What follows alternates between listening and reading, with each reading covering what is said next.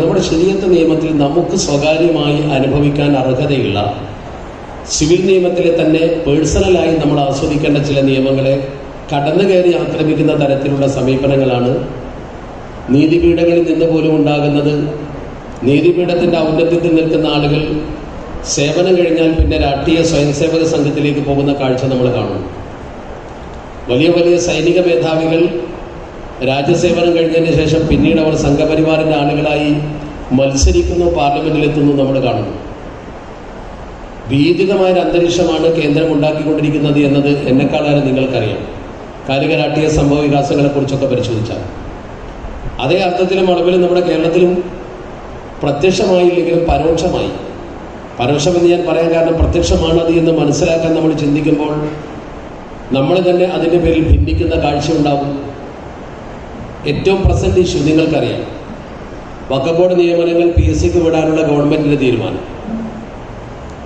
കേരളത്തിലെ ഒരു സംഘടനയും എന്ന് പറഞ്ഞാൽ ഹൈന്ദവ സംഘടനയോ ക്രൈസ്തവ സംഘടനയോ ഈവൻ BJP പോലും വഖഫ് ബോർഡ് നിയമനങ്ങൾ PSCക്ക് വിടണം എന്ന് പറഞ്ഞിട്ടില്ല.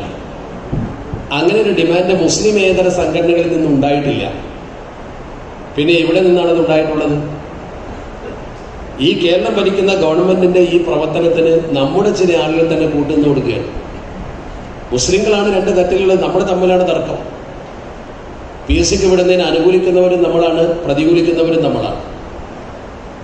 ഞാൻ ആളുകളെ പേരെടുത്തോ അല്ലെങ്കിൽ കക്ഷി തിരിച്ചോ പറയാൻ ആഗ്രഹിക്കുന്നില്ല. നിങ്ങൾക്കറിയാം, നമ്മളെ തമ്മിൽ അടുപ്പിക്കുന്നതിൽ ശത്രു മനോഹരമായി വിജയിക്കുകയാണ്. അവിടെയാണ് നമുക്കൊരു തിരിച്ചറിവുണ്ടാകേണ്ടത്. അള്ളാഹുവിൻ്റെ പരിശുദ്ധ ദീൻ നമ്മളെ പഠിപ്പിച്ചിട്ടുള്ളത്, ലോകത്ത് മുസ്ലിം ഉമ്മത്തിന് വിജയമുണ്ടായിട്ടുള്ളതൊക്കെ മുസ്ലിങ്ങൾ ഒരുമിച്ച് നിന്നപ്പോഴും അതുപോലെ ഇസ്ലാമിനെ പൂർണ്ണമായി ഉൾക്കൊണ്ടപ്പോഴുമാണ്. ഇസ്ലാമിൽ നിന്ന് അകലുകയോ ഭിന്നിക്കുകയോ ചെയ്താൽ പരാജയപ്പെടുന്നൊരു സമൂഹമാണ് നമ്മളിന്ന് ചരിത്രം പഠിപ്പിച്ചിട്ടുണ്ട്. അതുകൊണ്ട് തന്നെ നമ്മൾ കൃത്യമായി ഈ കാര്യത്തെക്കുറിച്ച് അവബോധമുള്ളവരാണ്. ഒരു കാരണവശാലും നമ്മൾ ഭിന്നിക്കാൻ പാടില്ല. വഖഫ് ബോർഡ് വിഷയത്തിൽ എന്തിനാണ് മുസ്ലിങ്ങൾ ഭിന്നിച്ചു നിൽക്കുന്നത് എന്ന് എനിക്ക് മനസ്സിലാവുന്നില്ല. കാരണം കേരളത്തിൽ പ്രഗത്ഭരായ ആളുകൾ വഖഫ് ബോർഡ് ജീവനക്കാരായി വരണമെന്നാണ് ആഗ്രഹമെങ്കിൽ നല്ല രീതിയിൽ ഒരു റിക്രൂട്ട്മെന്റ് ബോർഡ് സൃഷ്ടിച്ചുകൊണ്ട് ആ റിക്രൂട്ട്മെന്റ് ബോർഡിൽ നിന്ന് പ്രഗത്ഭരായ ആളുകളെ ഉപയോഗപ്പെടുത്തി ഇന്റർവ്യൂ നടത്തി എഴുത്തു പരീക്ഷ നടത്തി ആളുകളെ പോസ്റ്റ് ചെയ്യാൻ യാതൊരു വിരോധവുമില്ലല്ലോ. എന്തിനാണ് നിർബന്ധപൂർവ്വം അത് PSCയെ തന്നെ ഏൽപ്പിക്കുന്നത്? നമുക്ക് PSC എന്ന സംവിധാനത്തോട് വിരോധമുണ്ടായത് കൊണ്ടൊന്നുമല്ല. നമ്മളെ സംബന്ധിച്ചിടത്തോളം വഖഫ് ബോർഡ് എന്ന് പറയുന്നത് ഡെഡിക്കേറ്റഡ് പ്രോപ്പർട്ടി ഓഫ് ഗോഡ് എന്ന് നിയമത്തിൽ എഴുതി വെച്ച ദൈവാർപ്പിത സ്വത്താണ്. വഖഫ് ചെയ്താൽ പിന്നെ അത് അല്ലാഹുവിൻ്റെതാണ് എന്നാണ് നമ്മുടെ വിശ്വാസത്തിൻ്റെ ഭാഗമായി നമ്മൾ പഠിച്ചിട്ടുള്ളത്. പിന്നെ വ്യക്തികൾക്ക് അതിൽ യാതൊരു അധികാരവുമില്ല. വാക്കിഫ് അഥവാ വഖഫ് ചെയ്യുന്നയാൾ എന്താണോ ഉദ്ദേശിച്ചത് അത് നടപ്പാകണം. അത് നടപ്പാക്കൽ അതിൻ്റെ പരിപാലകരുടെ കടമയാണ്.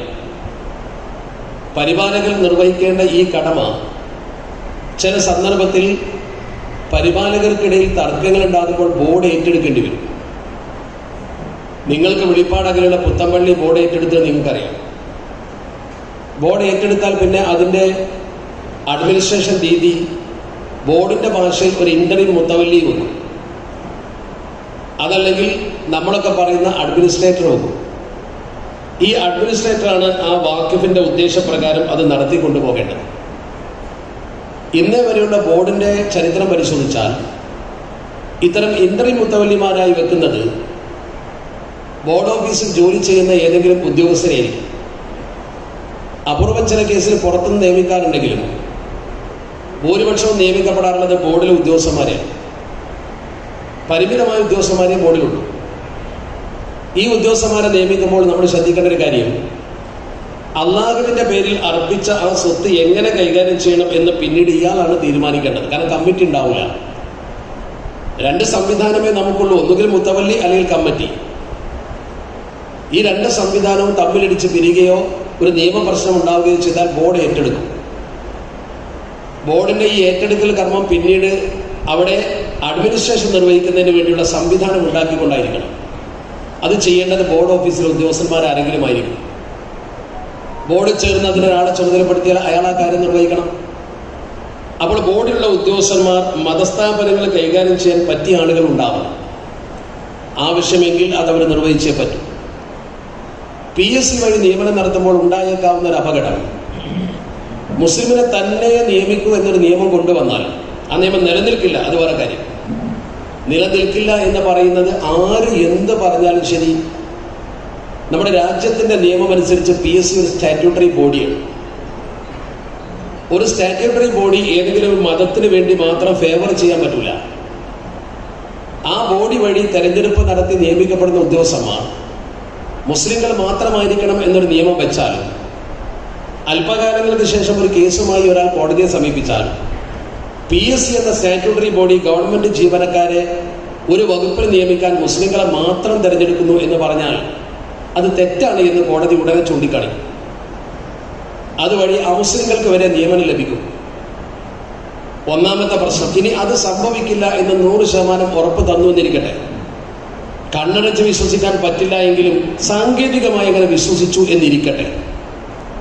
മുസ്ലിങ്ങളെ തന്നെ നിയമിച്ചു PSC. PSCയുടെ ഭാഷയുള്ള മുസ്ലിം എന്ന് പറയുന്നത് OBC കാറ്റഗറിയിൽപ്പെട്ട ഒരു മുസ്ലിമാണ്. എന്ന് പറഞ്ഞാൽ അയാളുടെ റെക്കോർഡിൽ അവന്റെ ജാതി ഏതാണ് എന്നതിന് മുസ്ലിം എന്നുണ്ടായാൽ മതി. അവൻ യുക്തിവാദിയാണെങ്കിലും നിരീശ്വരവാദിയാണെങ്കിലും അവൻ മുസ്ലിമാണ്. നിരീശ്വരവാദിയായ മുസ്ലിം നാളെ ബോർഡിൽ ഉദ്യോഗസ്ഥനായി വരും. അയാൾ ഇന്റർവ്യൂ മുത്തവല്ലിയാകേണ്ട ഒരു ഗതി വന്നാൽ എന്തായിരിക്കും ആ വഖഫിന്റെ അവസ്ഥ? വളരെ ഗൗരവത്തോടെ ചിന്തിക്കേണ്ട കാര്യമാണ്.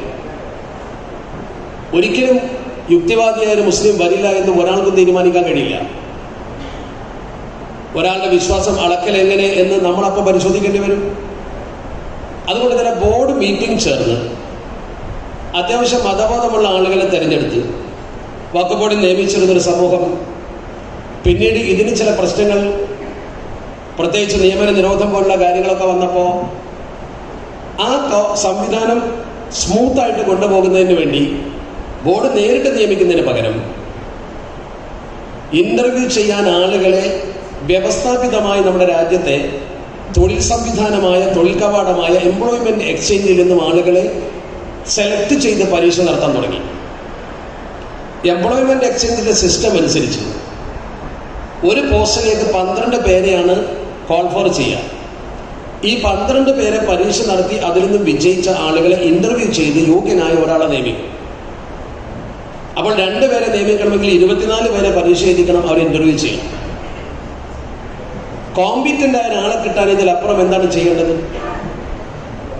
നേരിട്ട് ബോർഡിനെ നിയമിക്കാൻ അവകാശമുണ്ടെന്നിരിക്കെ ഇപ്പോൾ ചെയ്തുകൊണ്ടിരിക്കുന്ന പ്രവർത്തനം ഇങ്ങനെയാണ്. ഇതിലെവിടെയാണ് അഴിമതി ഉണ്ടാവുക?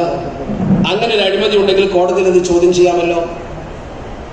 ഒരു എഴുത്ത് പരീക്ഷയും പിന്നെ ഒരു ഇന്റർവ്യൂവും കഴിഞ്ഞ് നിയമിക്കപ്പെടുന്ന ഒരാള് പക്ഷപാതിത്വം കാണിക്കുന്ന പ്രവർത്തനമാണ് ചെയ്യുന്നത് എങ്കിൽ ഇപ്പോൾ ബോർഡിന്റെ ചെയർമാൻ, ഇപ്പോൾ ബോർഡിലെ ബഹുഭൂരിപക്ഷ മെമ്പർ ഭരിക്കുന്ന കക്ഷികളുടെ ആളുകളാണല്ലോ. ഈ സംവിധാനത്തിലൂടെ അവർക്ക് എന്തുകൊണ്ട് നിയമിച്ചൂടാ? അതല്ലെങ്കിൽ അവർക്ക് എന്തുകൊണ്ട് റിക്രൂട്ട്മെന്റ് ബോർഡ് ഉണ്ടാക്കിക്കൂടാ? ദേവസ്വം ബോർഡിന്റെ നിയമനത്തിന് അങ്ങനെയാണല്ലോ ഒരു സംവിധാനം ഉണ്ടാക്കിയത്. അപ്പോൾ 1 അമുസ്ലിങ്ങൾ വരാൻ സാധ്യതയുണ്ട്, 2 യുക്തിവാദിയായ മുസ്ലിം വരാൻ സാധ്യതയുണ്ട്. ഇനി അത് രണ്ടോടെ ഇരിക്കട്ടെ, എന്തായാലും വരുമെന്ന് ഉറപ്പുള്ളൊരു സംഗതിയുണ്ട്. PSC ആണ് റിക്രൂട്ട് ചെയ്ത് കൊടുക്കുന്നതെങ്കിൽ PSCയുടെ നിയമം അനുസരിച്ച് നിയമനം നടത്തുമ്പോൾ റൊട്ടേഷൻ റോസ്റ്റർ സിസ്റ്റം അനുസരിച്ച് മുസ്ലിങ്ങൾക്ക് 12%, 10% സംവരണം നിലവിലുണ്ട്. നിങ്ങളൊക്കെ ആ കാര്യങ്ങളെ കുറിച്ച് കൃത്യമായി പഠിച്ച ആളുകളെ. സർക്കാർ ജോലികളിൽ മുസ്ലിങ്ങളെ നിയമിക്കുമ്പോൾ അല്ലെങ്കിൽ മറ്റു വിഭാഗങ്ങളെ നിയമിക്കുമ്പോൾ സർക്കാർ ജോലിയിൽ പ്രത്യേക സംവിധാനമുണ്ട്. സർക്കാർ ജോലിയിലെ ആ സംവിധാനം അനുസരിച്ച് നിങ്ങൾ പരിശോധിച്ചാൽ ഗവൺമെന്റ് ജോലിയിൽ ആളുകളെ നിയമിക്കുമ്പോൾ നമ്മുടെ സമൂഹത്തിൽ OBC കാറ്റഗറി സംവരണം 2 ടൈപ്പാണ്, ഇപ്പോൾ 3 ആയി. എന്നത് പറയുമ്പോൾ നിങ്ങൾക്കിത് ബോധ്യപ്പെടുന്നുണ്ടാവുന്ന ഞാൻ മനസ്സിലാക്കാം. നമ്മൾ പഠിച്ചു വെക്കണം ഏത് വിഷയം. സംവരണം 2 തലത്തിലേ ഉള്ളൂ. ഒന്ന്, നമ്മുടെ രാജ്യത്ത് ഹരിജൻ പിന്നാക്ക ജനവിഭാഗം SC ST, അതായത് പ്രത്യേകമായ കാരണങ്ങളാൽ ചിതറിക്കിടക്കുന്ന ആളുകളെ ചേർത്ത് പിടിക്കുന്ന ഷെഡ്യൂൾഡ് ട്രൈബും ബ്രിട്ടീഷുകാരെ ഡിപ്രസ്ഡ് ക്ലാസസ് എന്ന് പറഞ്ഞുകൊണ്ട് നേരത്തെ തയ്യാറാക്കി വെച്ച പട്ടികയിലുള്ള ആളുകളും, അതാണ് പട്ടികജാതി. ഇന്ത്യയുടെ പാർലമെന്റിൽ ഈ സംവരണ വിഷയം എന്ന് പറയുന്ന സംഗതി എപ്പോൾ ചർച്ചയ്ക്ക് വരുമ്പോഴും നിങ്ങൾ ഓർക്കേണ്ട ഒരു സംഗതിയുണ്ട്. ഇന്ത്യ മഹാരാജ്യത്തെ ഭരണഘടന നിർമ്മിക്കുന്ന 1948 കോൺസ്റ്റിറ്റ്യൂന്റ് അസംബ്ലിയിൽ പിന്നാക്ക വിഭാഗം എന്ന് പറയുന്ന ഒരു വിഭാഗത്തെക്കുറിച്ചുള്ള ചർച്ചയിൽ ഒരു ന്യൂനപക്ഷ മതവിഭാഗങ്ങളും ഉണ്ടായിരുന്നില്ല. ഒരു ന്യൂനപക്ഷ മതവിഭാഗം ഉണ്ടായിരുന്നില്ല. കോൺസ്റ്റിറ്റ്യൂന്റ് അസംബ്ലിയിലെ ചർച്ചയിൽ ആകെ ഉണ്ടായിരുന്നത് ഹിന്ദു സോഷ്യൽ സ്ട്രക്ചർ മാത്രമേ. ഞാൻ ഈ പറയുന്നതിന്റെ തെളിവ് നിങ്ങൾക്ക് ഞാൻ പറഞ്ഞുതരാം, കൃത്യമായിട്ട് മനസ്സിലാക്കണം. ഹിന്ദു സോഷ്യൽ സ്ട്രക്ചർ മാത്രമായിരുന്നു എന്ന് പറയുമ്പോൾ അതിൽ നിങ്ങൾ മനസ്സിലാക്കേണ്ട ഒരു കാര്യം, നമ്മുടെ രാജ്യത്തെ രണ്ടും ബ്രിട്ടീഷുകാരുടെ പട്ടികയിൽപ്പെട്ട ആളുകൾ പട്ടികജാതി, വൈവിധ്യമാർന്ന കാരണങ്ങളാൽ ഒറ്റപ്പെട്ട് കിടക്കുന്നവരും ഗോത്രവർഗത്തിൽപ്പെട്ട ആളുകളെ കൂട്ടിച്ച ഷെഡ്യൂൾ ട്രൈബ്, ഈ രണ്ട് വിഭാഗങ്ങൾ മാത്രമേ ഉണ്ടായിരുന്നു. മുസ്ലിങ്ങളില്ല, ക്രിസ്ത്യാനികളില്ല, മറ്റു ന്യൂനപക്ഷങ്ങളില്ല. ഇന്നത്തെ ഇന്ത്യയിൽ നോട്ടിഫൈഡ് മൈനോറിറ്റീസ് ആരുമില്ല. നോട്ടിഫൈഡ് മൈനോറിറ്റിക്ക് നോട്ടിഫൈഡ് ആയത് പിന്നെ. അപ്പോൾ പിന്നാക്ക വിഭാഗം എന്ന് പറയുന്ന പട്ടികയിൽ നമ്മൾ ഉണ്ടായിരുന്നില്ല. പിന്നെ ആരാണ് നമ്മളെ അതിൽ കയറ്റിയത്? അതാണ് എൻ്റെ പ്രിയപ്പെട്ട സഹോദരങ്ങൾ പഠിക്കേണ്ടതും മനസ്സിലാക്കേണ്ടതുമായ ചരിത്രപരമായ കാര്യം. അവിടെയാണ് നമ്മൾ കടപ്പെട്ടിരിക്കുന്നത് നിങ്ങൾ ഇരിക്കുന്ന പ്രസ്ഥാനത്തോട്. ഇന്ത്യൻ കോൺസ്റ്റിറ്റ്യൂന്റ് അസംബ്ലിയിൽ പിന്നാക്ക വിഭാഗം എന്ന് പറയുന്ന വിഭാഗത്തെ ഭരണഘടന എഴുതി ചേർക്കാൻ നോക്കുമ്പോൾ പിന്നാക്കത്തിൽ നിൽക്കുന്നത് രണ്ട് കൂട്ടര് മാത്രമേ ഉള്ളൂ. ഹിന്ദു സോഷ്യൽ സ്ട്രക്ചർ പ്രകാരം SC ST. മുസ്ലിങ്ങളില്ല, ആരുമില്ല. ഇത് ഞാനല്ല പറയുന്നത്. ഈ ചരിത്രം കൃത്യമായി രേഖപ്പെടുത്തി വെച്ചിരിക്കുന്നു സച്ചാർ കമ്മീഷൻ റിപ്പോർട്ടിൽ. സച്ചാർ കമ്മീഷൻ റിപ്പോർട്ട് എന്ന് പറഞ്ഞാൽ കേവലം ഒരു കമ്മീഷനല്ല, ഇന്ത്യ ഗവൺമെന്റിന്റെ ഏറ്റവും പ്രധാനപ്പെട്ട ഒരു ബോഡിയാണ്. Prime ministers high level committee എന്നാണ് അതിന് പറയാം. ഞാൻ പറയുന്ന വിഷയത്തിന്റെ മർമ്മവും ഗൗരവവും മനസ്സിലാക്കണം നിങ്ങൾ. പ്രൈം മിനിസ്റ്റേഴ്സ് ഹൈ ലെവൽ കമ്മിറ്റിയിൽ അംഗങ്ങളായിരുന്ന ആളുകൾ പഠിച്ചിട്ട് അവർ റിപ്പോർട്ട് തയ്യാറാക്കിയപ്പോൾ രജീന്ദർ സച്ചാർ കമ്മീഷന്റെ റിപ്പോർട്ടിൽ ഒരു വാക്കുണ്ട്. നിങ്ങളെ കയ്യിൽ എവിടെയെങ്കിലും ആരുടെയെങ്കിലും കൈവശം സച്ചാർ കമ്മീഷന്റെ റിപ്പോർട്ട് കോപ്പി ഉണ്ടെങ്കിൽ, ഇല്ലെങ്കിൽ സംഘടിപ്പിക്കണം. നിങ്ങൾ സംഘടനാ പ്രവർത്തനം പഠിച്ചിരിക്കണം. ഇന്ത്യയിലെ മുസ്ലിങ്ങളെ കുറിച്ച് ഇത്രയും ബൃഹത്തായ പഠനം വേറെ ഉണ്ടായിട്ടില്ല. അത്രയും ബൃഹത്തായ പഠനമാണ് ഇന്ത്യയിലെ മുസ്ലിങ്ങളെ കുറിച്ചുള്ള ആ പഠനം. ഏതെങ്കിലും ഒരു MP-മാരോട് ബന്ധപ്പെട്ടാൽ കോപ്പി കിട്ടും, ഇല്ലെങ്കിൽ നെറ്റ് കോപ്പി ഡൗൺലോഡ് ചെയ്തിട്ട് എടുത്തിട്ട് പഠിക്കണം നിങ്ങൾ. മഹാനായ EM സാഹിബിന്റെ കയ്യിൽ നിന്നാണ് ഞാനൊരു കോപ്പി സംഘടിപ്പിച്ചത്. ഒരുപാട് കാര്യങ്ങൾ അതിൽ പഠിക്കാനുണ്ട് ഇന്ത്യയിലെ മുസ്ലിങ്ങളെ കുറിച്ച് കൃത്യമായി മനസ്സിലാക്കുക. അതിൽ പറയുന്നൊരു വാചകം അതിന്റെ 190-ാമത്തെ പേജിൽ പറയുന്നു, ശരിക്കും ശ്രദ്ധിച്ചോ. The question of backward group from among the religious minorities remained absent in the debate. മതന്യൂനപക്ഷ വിഭാഗങ്ങൾ ഇന്ത്യയിലെ പിന്നാക്കം എന്ന ചർച്ചയിൽ ഇല്ലായിരുന്നു. അങ്ങനെ ഒരു ചർച്ചയില്ലേ എന്ന് പറഞ്ഞാൽ ഇന്ത്യ മഹാരാജ്യത്തെ ന്യൂനപക്ഷ വിഭാഗങ്ങൾ ആരും ഇന്ത്യയിലെ പിന്നാക്ക പട്ടികയിൽ ഇല്ല. എന്നിട്ട് പറയുന്ന വാചകം നോക്കണം നിങ്ങൾ. Until delegates belonging such groups raise the issue. ആ മതവിഭാഗങ്ങളുടെ പ്രതിനിധികൾ അത് ഉയർത്തിക്കൊണ്ടുന്നത് വരെ പാർലമെന്റിൽ, ഏത് പാർലമെന്റ്? ഇപ്പോഴത്തെ പാർലമെന്റ്, കോൺസ്റ്റിറ്റ്യൂന്റ് അസംബ്ലി, ഭരണഘടന നിർമ്മിക്കുന്ന അസംബ്ലി, അങ്ങനെ സംഭവമില്ല. എന്നിട്ട് പറയുന്നു, ദസ്, ചരിത്രമാണ് ഈ പറയുന്നത്, പാർട്ടി രേഖയല്ല, ഇന്ത്യയിലെ ആധികാരിക രേഖ പറയും, thus Muhammad Ismail Saib from Madras sought clarification whether the term extended to the backward classes of minority communities.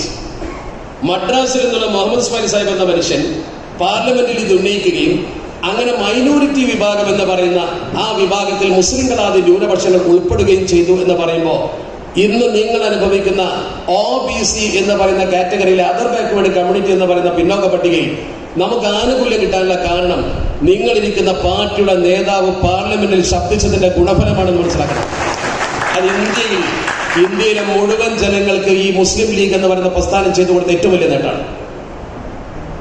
ഇന്നും ഒരു OBC-കാരന് ഒരു നേട്ടം നേടുന്നുവെങ്കിൽ, അഡ്മിഷൻ കിട്ടുന്നവനാണെങ്കിലും ജോലി കിട്ടുന്നവനാണെങ്കിലും അയാൾ കടപ്പെട്ടിരിക്കുന്നത് മദ്രാസിലെ വല്ലാജ മസ്ജിദിൽ അതിന്റെ മുൻഭാഗത്ത് അന്ത്യവിശ്രമമുള്ള മഹാനായ ഖായിദെ മില്ലത്ത് മുഹമ്മദ് ഇസ്മായിൽ സാഹിബിനോടാണ്. ജോലി കിട്ടിയ പിന്നെ ലീഗ് വേണ്ടിയില്ല, അതങ്ങനെയാണ്. അഡ്മിഷൻ കിട്ടുള്ളേ വേണ്ടി വരുള്ളൂ. ആ പിന്നോക്ക പട്ടികയിൽപ്പെട്ട OBC-യിൽപ്പെട്ട ആളുകൾ പിന്നീട് സംസ്ഥാനങ്ങൾക്ക് അതിന്റെ നിയമങ്ങളും മറ്റു കാര്യങ്ങളും ഒക്കെ ഉണ്ടായി, അത് വേറെ കാര്യം. അതിൽ ശ്രദ്ധിക്കേണ്ട ഒരു കാര്യം, നമ്മുടെ ഈ പിന്നാക്ക വിഭാഗം എന്ന് പറയുന്നത് കേരളത്തിൽ OBC കാറ്റഗറിയിൽ പെടുന്ന 1072 വിഭാഗത്തെ 8 കാറ്റഗറി ആക്കിയിരിക്കുകയാണ്. ആ 8 കാറ്റഗറി ഒന്ന് ഈടവരാണ്, പിന്നെ മുസ്ലിങ്ങളാണ്, പിന്നെ ലത്തീൻ കത്തോലിക്കരാണ്, ധീവരരാണ്, നാടാരാണ്, പിന്നെ വിശ്വകർമ്മർ, പരിവർത്തിത ക്രൈസ്തവർ, അതർ ബാക്ക്വേർഡ് ഹിന്ദുസ്. ഈ 8 വിഭാഗം. ഈ 8 വിഭാഗത്തിന് സംവരണം വീതിച്ചിരിക്കുക.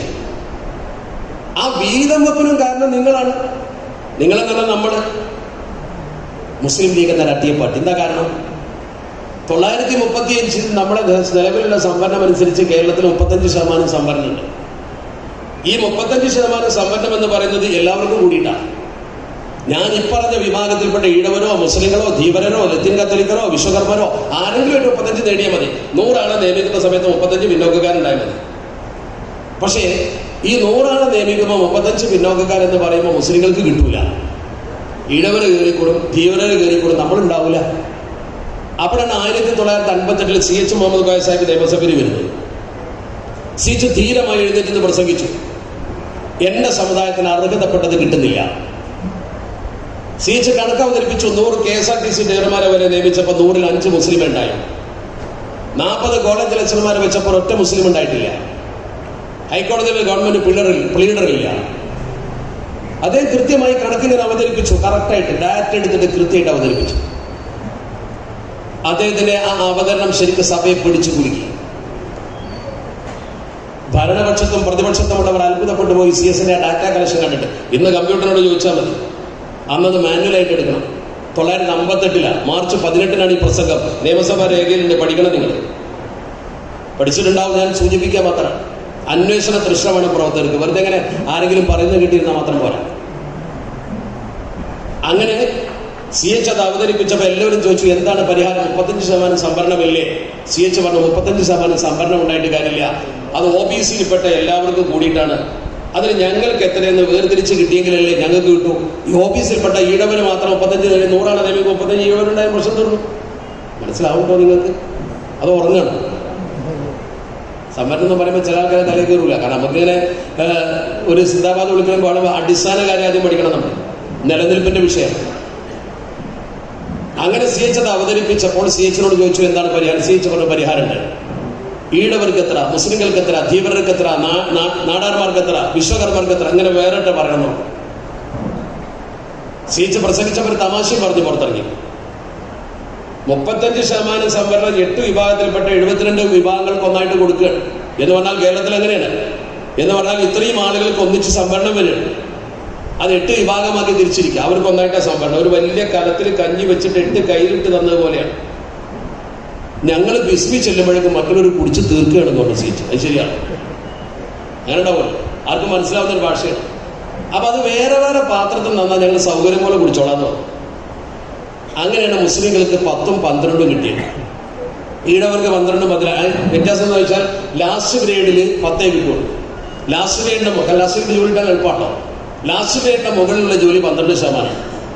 അപ്പോൾ 12% സംവരണം നമുക്കുണ്ടാവും.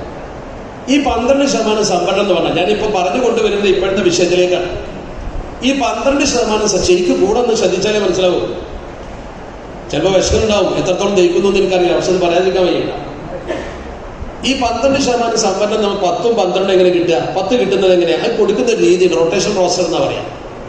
എന്ന് പറഞ്ഞാൽ സർക്കാർ 100 ആളെ നിയമിക്കുന്നെങ്കിൽ ഒരു ലിസ്റ്റിൽ നിന്ന് 100 പേരെ നിയമിക്കുമ്പോൾ 6 ഒന്നാം നമ്പറായിട്ട് നിയമിക്കേണ്ടത് ജനറൽ മെറിറ്റിൽ നിന്നാണ്. ഏറ്റവും കൂടുതൽ മാർക്ക് മെറിറ്റിന് മുകളിൽ ആരായാലും അല്ല, ഒരു നിശ്ചിത മാർക്ക് ഉണ്ടാവും മെറിറ്റ്. ജയിച്ചവരെ ലിസ്റ്റിൽ വരും. രണ്ടാമത്തേത് ഈഴവനെ നിയമിക്കണം. അങ്ങനെ ഒരു തെർത്തീബുണ്ട്. അതനുസരിച്ച് നമ്മൾ 6ാമത്തെ ആളാണ്. 6, 16, 26, 36, 46, 56, 66, 76, 86, 96, 10. ഇനി 12 റിസർവേഷൻ ഉള്ള സ്ഥലത്ത് 2 കൂടി കൂടും. അത് 30ഉം 80ഉം ആണ്. റൊട്ടേഷൻ പ്രോസസ്സിൽ നമ്മുടെ അവകാശമാണ്. എല്ലായിടത്തും 30ഉം 80ഉം ഉണ്ടാവില്ല. ലാസ്റ്റ് ഗ്രേഡിൽ അതിനേക്കാൾ ഉയർന്ന പോസ്റ്റുകളിൽ 30ഉം 80ഉം ഉണ്ടാവും. മൊത്തം നിയമിക്കുന്നുവെങ്കിൽ അങ്ങനെ നിയമിക്കണം. ലിസ്റ്റ് ക്യാൻസൽ ആകുന്നവരെ ഇത് തുടരണം എന്നാണ് നിയമം. അറിവുള്ളവരോട് ചോദിച്ചാൽ മനസ്സിലാവും. അപ്പോൾ ഗവൺമെന്റ് ജോലിയിൽ നമുക്ക് 10%, 12% സംവരണം ഉണ്ട്. ഇതിൽ ഒരിക്കലും വഖഫ് ബോർഡ് കൊടുക്കുക. വഖഫ് ബോർഡ് പെടില്ല. എന്താ കാരണം? വഖഫ് ബോർഡ് നിയമിക്കുന്നത് ബോർഡാണ്, അല്ലെങ്കിൽ ബോർഡിന്റെ സംവിധാനം അനുസരിച്ച് ഒരു പരീക്ഷ നടത്തിയിട്ട് ഇന്റർവ്യൂ നടത്തി നിയമിക്കുന്നത്. PSC വരുന്നതോടുകൂടി നാളെ സംഭവിക്കാൻ പോകുന്നത് എന്താണെന്ന് വെച്ചാൽ, PSC ഈ നിയമനം നടത്താൻ തുടങ്ങിയാൽ PSC മൊത്തം സംവരണത്തിൽ ഇത് കൂട്ടും. അപ്പൊ 10 പേരെ മുസ്ലിങ്ങളെ വഖഫ് ബോർഡ് നിയമിച്ചാൽ മുസ്ലിങ്ങളെ 10 തീർന്നു. പിന്നെ നിങ്ങൾക്ക് സംവരണം ഉണ്ടാവില്ല. നാളെ വരാൻ പോകുന്നൊരു സംഗതിയാണ്. കാരണം സ്റ്റാറ്റ്യൂട്ടറി ബോഡിയാണ് PSC നിയമിക്കുന്നവർ സംവരണം പാലിക്കണം. നമ്മുടെ 10 ചെറുപ്പക്കാരുടെ ജോലി നഷ്ടപ്പെടുത്തുന്ന ഏർപ്പാടുണ്ടാക്കാൻ പോണത്. അപ്പൊ പറയും ഞങ്ങളത് സംരക്ഷിക്കും. എങ്ങനെ സംരക്ഷിക്കും? ജസ്റ്റിൻ കോടതിയിൽ കേസ് കൊടുത്തില്ലേ? ജസ്റ്റിനെ പോലത്തെ ഒരാൾ കേസിന് പോയ പോലെ ജസ്റ്റിൻ കോടതിയിൽ കൊടുത്ത കേസുണ്ട്. അയാളെ വാദം കറക്റ്റ് അല്ലേ എന്ന പോലെ ഇവിടെയും വാദം കൃത്യമായിട്ട് പറയാൻ പറ്റുമല്ലോ. ചരിത്രം പിന്നെ പറഞ്ഞിട്ട് കാര്യം ഉണ്ടാവില്ല. ഇവിടെ എന്താ ഒരാൾ പോയി പറഞ്ഞ PSC എന്ന് പറയുന്നത് മുസ്ലിങ്ങളുടേത് സ്വന്തമല്ല, അത് ആരുടെയും തറവാട്ട് സ്വത്തല്ല, അത് പബ്ലിക് സർവീസ് കമ്മീഷനാണ്. പബ്ലിക് സർവീസ് കമ്മീഷൻ വഴി ഒരാളെ നിയമിക്കുമ്പോൾ മുസ്ലിങ്ങളെ മാത്രം നോക്കി നിയമിക്കാൻ പറ്റില്ല എന്ന് ഒരാൾ കോടതിയിൽ പോയി വാദിച്ചാൽ സ്വാഭാവികമായും കോടതി ആ നിയമനത്തെ ചോദ്യം ചെയ്യും. ഇനി അങ്ങനെയല്ലാതെ വഖഫ് മുസ്ലിങ്ങളുടേത് മാത്രമാണെന്നൊരു വാദം കൊണ്ടുവന്ന് ഒരു പരമാവധി ഒപ്പിച്ചു നിർത്തിയാലും കോടതിയിൽ രണ്ടാമത്തെ ഒരു ചോദ്യം ചോദിക്കും കോടതിയോട്. അങ്ങനെയാണെങ്കിൽ 10 മുസ്ലിങ്ങൾക്ക് ജോലി അവിടെ കിട്ടുന്നുണ്ടല്ലോ, പിന്നെ എന്തിനാണ് അവർക്ക് പുറത്ത് 10 കൊടുക്കുന്നത്? ആ 10 കഴിച്ച് ബാക്കി 2 കൊടുത്താൽ പോരെ? മനസ്സിലാവുന്നുണ്ടോ? സംഭവിക്കും. അത് സംഭവിച്ചു. എവിടെ? മുസ്ലിങ്ങൾക്ക് മാത്രമാണ് വഖഫ് ബോർഡ്. മുസ്ലിങ്ങളെ നിയമിച്ച് ഈ കഥയൊന്നും പിന്നെ പറഞ്ഞിട്ട് കാര്യം ഉണ്ടാവില്ല. ഈ കഥയൊക്കെ നമ്മളടുത്ത് ഉണ്ടായിരുന്നു. എപ്പോ? അനുഭവം മുമ്പിലുണ്ട്. സച്ചാർ കമ്മീഷൻ റിപ്പോർട്ട് മുസ്ലിങ്ങൾക്ക് മാത്രമുള്ളതാണ്. മുസ്ലിങ്ങൾക്ക് മാത്രമുള്ള നമ്മൾ പറയും, പക്ഷെ തിരുത്തുണ്ട് ഞാൻ പിന്നെ പറഞ്ഞുതരാം. മുസ്ലിങ്ങൾക്ക് മാത്രമുള്ളതാണ്. 2, അത് ഇംപ്ലിമെന്റ് ചെയ്യാനാണ് കേരളത്തിൽ ന്യൂനപക്ഷ സെല്ലുണ്ടാക്കിയത്. ആ സെല്ലാണ് പിന്നീട് ന്യൂനപക്ഷ വകുപ്പായത്. അതാണ് പിന്നെ 80-20 ആയത്, 100-80-20 ആയി. അതാണ് ഇപ്പൊ 50-50 നമുക്ക് ഇല്ലാതെ പോയത്. ആ സംഭവം തന്നെ ഇല്ലാതാണ്. എന്തേ സംഭവിച്ചത്? മുസ്ലിങ്ങൾക്ക് അത് ഉറപ്പല്ലേ? എന്താ ജസ്റ്റിൻ കോടതിയിൽ പോയി പറഞ്ഞത്? ജസ്റ്റിൻ കോടതിയിൽ പോയി പറഞ്ഞത് 100% അയാളുടെ ഭാഷയിൽ ന്യായമാണ്, സാങ്കേതികമായി ന്യായം തന്നെയാണ്. എന്താണ് പറയുന്നത്? അയാൾ പറഞ്ഞത് ഇന്ത്യയിൽ നോട്ടിഫൈഡ് മൈനോറിറ്റി 6 ആളാണ്. ഏതാണ് നോട്ടിഫൈഡ് മൈനോറിറ്റി? അപ്പൊ മൈനോറിറ്റി എന്താന്ന് അതിന്റെ മുമ്പ് പഠിക്കണം. മൈനോറിറ്റി എന്താന്ന് ചോദിച്ചാൽ ഇന്ത്യയിലെ മൊത്തം ജനസംഖ്യ, ആ മൊത്തം ജനസംഖ്യയുടെ നേർപകുതിയിൽ കൂടുതലുള്ളവർ ഭൂരിപക്ഷം, അത് ഹിന്ദുക്കൾ മാത്രമേ ഉള്ളൂ. ഇന്ത്യയിലെ മൊത്തം ജനസംഖ്യയുടെ നേർപകുതിയിൽ താഴെയുള്ളവരൊക്കെ ന്യൂനപക്ഷം. അത് 6 കൂട്ടരാണ്: മുസ്ലിങ്ങൾ, ക്രിസ്ത്യാനികൾ, ബുദ്ധർ, ജൈനർ, സിഖുകാർ, പാഴ്സികൾ. നോട്ടിഫൈഡ് മൈനോറിറ്റീസ് 6 ഈ 6 നോട്ടിഫൈഡ് മൈനോറിറ്റിയോടും ഒരേ സമീപനം സ്വീകരിക്കാൻ പറഞ്ഞു. അത് നിയമമാണ്, തർക്കമൊന്നുമില്ല. കോടതിയിൽ ചെന്നിട്ട് ജസ്റ്റിൻ പറഞ്ഞു 6 നോട്ടിഫൈഡ് മൈനോറിറ്റിയിൽ ക്ലാസിഫിക്കേഷൻ നടന്നിട്ടുണ്ട്. എന്താ ക്ലാസിഫിക്കേഷൻ? മുസ്ലിങ്ങൾക്ക് മാത്രം ആനുകൂല്യം കൊടുത്തു. ശരിയല്ല, വാദം ശരിയാണ്. പിന്നെയാണ് രണ്ടാമത് വാദിച്ചു സബ് ക്ലാസിഫിക്കേഷൻ സംഭവിച്ചിട്ടുണ്ട്. Classification and sub classification violating the consistency, ഭരണഘടനയെ വയലേറ്റ് ചെയ്യുന്ന വാദം. വിധി വായിച്ചു. വക്കീലൊന്നും ആണ്ടല്ലോ ഒരു വിധി പഠിക്കാൻ. കേസ് വാദിക്കാനല്ല വക്കീലാണ്, വിധി പഠിക്കാൻ വക്കീലൊന്നും ആണ്ട. അത്യാവശ്യം പിന്നെ ബോധം ഉണ്ടായിരുന്നു. ഏത് ചെറുപ്പക്കാർക്കും പറ്റും. വെറുതെ വാട്സപ്പിൽ കുത്തി കളിക്കുന്ന ആ ബുദ്ധി തന്നെ മതി. പക്ഷെ ചെയ്യൂടാന്ന്. ഈ വാദം, രണ്ടാമത്തെ വാദം എന്താ? സബ് ക്ലാസ് എന്താ? ഈ 6 ക്ലാസ്സിൽപ്പെട്ട ഒന്നാണ് ക്രിസ്ത്യാനികൾ. ആ ക്രിസ്ത്യാനികളിൽ സബ് ക്ലാസിഫിക്കേഷൻ നടത്തിയിട്ട് ക്രിസ്ത്യാനികൾക്ക് എല്ലാവർക്കും കൊടുക്കാതെ പരിവർത്തിത ക്രൈസ്തവർക്കും അതുപോലെ തന്നെ ഈ ലത്തീൻ കത്തോലിക്കർക്ക് മാത്രം കൊടുത്തു. അത് സബ് ക്ലാസിഫിക്കേഷനാണ്, മറ്റേ ക്ലാസിഫിക്കേഷനാണ്. വാദം കോടതിയിൽ അംഗീകരിച്ചു. എന്ത് ന്യായം പറഞ്ഞിട്ട് എന്താ കാര്യം? ന്യായം പറയാൻ ആളുണ്ടായോ? എന്ന പോലെ നാളെ കോടതിയിൽ വന്നിട്ട് പറയും PSC വഴി നിയമിക്കുമ്പോൾ മുസ്ലിങ്ങളെ മാത്രം നിയമിക്കാൻ പറ്റില്ല. ഇനി അഥവാ നിയമിച്ച സംവരണം അതോടുകൂടി അവസാനിക്കണം. അപ്പൊ സംവരണം വഖഫ് ബോർഡിൽ മാത്രം ഒതുങ്ങും. ഒഴിവുണ്ടെങ്കിൽ, ഒഴിവില്ലേ അവരുടെ കിട്ടും. നമ്മൾ നേരത്തെ നിയമിച്ചിരുന്ന ആളുകളെ തന്നെ നിയമിക്കാൻ പുറത്ത് മുസ്ലിം സംവരണം കിട്ടിയിരുന്നു. നട്ടം ഇരട്ടി വരും. ഇനി ജസ്റ്റിന്റെ വാദത്തിന്റെ വിജയം ഞാനതിനെ അനുകൂലിച്ച് പറഞ്ഞതല്ല. വാദം ശരി, പക്ഷെ അടിത്തറ പൊളിക്കാൻ കഴിഞ്ഞില്ല. ഇവിടെ നമുക്ക് ഈ അടിത്തറ പൊളിക്കാൻ കഴിയില്ല. അടിത്തറ നമുക്കുള്ളതാണ്. വഖഫ് ബോർഡ് നമ്മൾ നിയമിച്ചിരുന്നാണ്. വഖഫ് സ്വത്താണ്, ഒക്കെ ശരിയാ, പറഞ്ഞിരിക്കാന്നല്ലാതെ. അതേപോലെ പറഞ്ഞിരിക്കാൻ ന്യായപ്പെടുത്തൂല്ലേ? അതാണ് ഞാൻ തുടക്കത്തിൽ പറഞ്ഞത്. തിരുത്തുണ്ട്. അതെന്താ? സച്ചാർ കമ്മീഷൻ വഴിയുള്ള ആനുകൂല്യം മുസ്ലിങ്ങൾക്ക് എന്ന് പറഞ്ഞത് അന്നൊന്നുമല്ല. അതിനെക്കുറിച്ച് ഘോരമായ ചർച്ച നടന്നിട്ടുണ്ട് കോടതിയിൽ. ഏറ്റവും വലിയ കേസ് നടന്നത് ഗുജറാത്ത് ഹൈക്കോടതിയിലാണ്. BJP ഭരിക്കുന്നത്. BJP പറഞ്ഞ ഇത് തന്നെയാണ്, ക്ലാസിഫിക്കേഷൻ പാടില്ല, നോട്ടിഫൈഡ് മൈനോറിറ്റിയിൽ വെച്ച മുസ്ലിങ്ങൾക്ക് മാത്രമായി കൊടുക്കാൻ പറ്റൂല എന്ന് പറഞ്ഞത്. ആ വാദം റെഡിയാണ്. പക്ഷെ അന്ന് കേന്ദ്ര ഗവൺമെന്റ് അതിനുവേണ്ടി അഭിഭാഷകരെ പറഞ്ഞേച്ച് മര്യാദക്ക് വാദിച്ച് കാര്യങ്ങൾ ബോധ്യപ്പെടുത്തി കൊടുത്തു ജഡ്ജിക്ക്. ജഡ്ജി ജഡ്ജ്മെന്റിൽ ആണ് അംഗീകരിച്ചു. എന്താ പറഞ്ഞത്? കൃത്യമായ വാചകണ്ട് ഗുജറാത്ത് ഹൈക്കോടതിയുടെ ജഡ്ജ്മെന്റിൽ വാക്ക് കൃത്യം കറക്റ്റ് ആർക്കും അറിയാം. The basis of the framing of the scholarship is not based on the religion. ഈ സംവിധാനത്തിൽ ഇത് ഫ്രെയിം ചെയ്തിരിക്കുന്നത് മുസ്ലിങ്ങൾ എന്ന നിലക്കല്ല, മതം എന്ന നിലക്കല്ല. ഈ ആനുകൂല്യപരമായി സ്കോളർഷിപ്പ് കൊടുത്തിട്ടുള്ള not based on the religion. ഒരു ജഡ്ജിയിലപ്പുറം എന്താ പറയുന്നത്? അത് ഗുജറാത്തിലെ ജഡ്ജി, അത് BJP-ക്കാർക്കെതിരെ എന്താ പറയുന്നത്? ഇത് മതപരമായി കൊടുത്തതല്ല, പിന്നെ എന്തിനു കൊടുത്തതാ? ഇന്ത്യ മഹാരാജ്യത്ത് ഏറ്റവും പിന്നോക്ക വിഭാഗം ഹരിജനങ്ങളാണ്. ഹരിജനങ്ങൾക്കാൾ പുറകിലായ ഒരു വിഭാഗം എന്ന രീതിയിൽ അവരെ സമുദ്ധരിക്കാൻ വേണ്ടി നാഷണൽ ഇന്റഗ്രേഷന്റെ ഭാഗമായിട്ട് കൊടുത്തതാ. എഫക്റ്റീവ് അഫർമേറ്റീവ് ആക്ഷൻ ആണ് കോടതി വിധിയിലുള്ളത്. എന്താ പറഞ്ഞതിന്റെ വാക്ക്? അഫർമേറ്റീവ് ആക്ഷൻ എന്ന് പറഞ്ഞാൽ താഴെ കിടക്കുന്ന ആൾക്കാരുടെ മുകളിലേക്ക് ഉയർത്തി കൊണ്ടുവരിക. അത് മുസ്ലിങ്ങളായിപ്പോയി എന്നേ ഉള്ളൂ. ഇന്ത്യയിൽ ഹരിജനങ്ങൾക്കുള്ള പുറകിലാണ് കമ്മ്യൂണിറ്റി. അത് മുസ്ലിമായി പോയപ്പോൾ മുസ്ലിം ആയതുകൊണ്ട് കൊടുത്തതല്ല. അത് ഇവിടെ സംസ്ഥാനങ്ങളോട് നടപ്പാക്കാൻ വേണ്ടി കേന്ദ്രം പറഞ്ഞപ്പോൾ നമ്മുടെ കേരളത്തിലെ ഗവൺമെന്റ് ചെയ്ത എന്താ? അത് ഉദ്യോഗസ്ഥന്മാരുടെ പാര അതിലുണ്ട്. അന്നേ അതേക്കുറിച്ച് ചർച്ചകൾ ചില ആനുകാലികങ്ങളിൽ വന്നിരുന്നു. അത് നടപ്പാക്കിയത് ന്യൂനപക്ഷ സെല്ലിലൂടെയാണ്.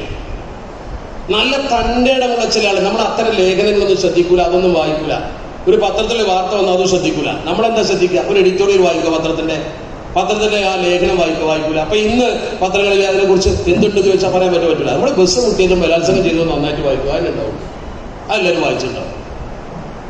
സെൻസേഷണൽ ന്യൂസ് നല്ലോണം വായിച്ചിട്ടുണ്ട്, അല്ലെങ്കിൽ വല്ല സ്പോർട്സും മറ്റു കാര്യങ്ങളൊക്കെ. അന്നേ അതിന്റെ അപകടം നടത്ത ഉദ്യോഗസ്ഥന്മാരുണ്ട്. ഇന്ന് തിരുവനന്തപുരത്തിരിക്കുന്ന അന്നത്തെ സീനിയറായ ഉദ്യോഗസ്ഥന്മാർ അന്ന് ചിലർ ചൂണ്ടിക്കാണിച്ചിട്ടുണ്ട്. സ്വകാര്യ സംഭാഷണങ്ങൾ നമ്മളിതിങ്ങനെ അറിയാൻ വേണ്ടി ഓരോരുത്തരോട് അറിവില്ലാത്ത ചോദിച്ചു പഠിക്കണം. എല്ലാവരും നമുക്കുണ്ടാവില്ല. കാരണം ഇത് ന്യൂനപക്ഷ സെല്ലിൽ കൂടെ നടപ്പാക്കണം, ഒരിക്കലും പാടില്ല.